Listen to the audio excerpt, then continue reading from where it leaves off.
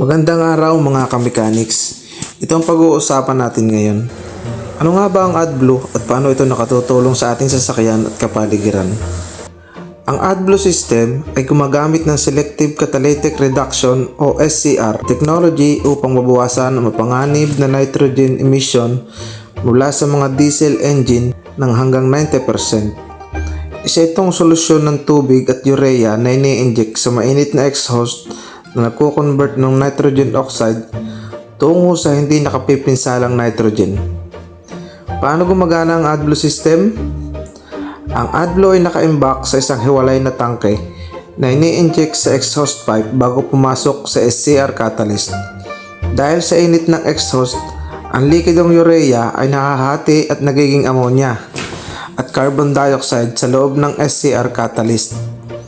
Ang ammonia ay tumutulong upang makabuo ng hindi mapanganib na nitrogen at tubig.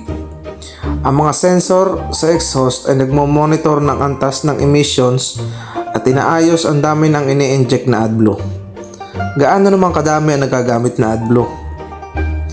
Ang AdBlue ay ginagamit sa humigit kumulang 5% na konsumo ng diesel fuel.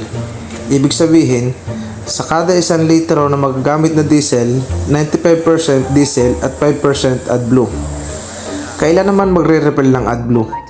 Magbibigay ng warning sa panel gauge ang sasakyan kapag mababa na ang level at kapag nauubusan ng AdBlue.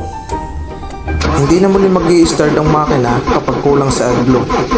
At isa ito sa kadalasang dahilan kaya mas pinipili ng mga car owner na ipadelete na lang at hindi na paganahin. Ang AdBlue ay hindi nakakalason at non-flammable. Bagkus nakatutulong pa ito para mabawasan ang air pollution sa ating kapaligiran. Mga bossing, kung may nakita kayong mali sa aking mga sinabi, comment mo lang dyan sa baba para maitama. At kung may natutunan ka naman, pakishare naman para makarating sa mga hindi pa nakakaalam.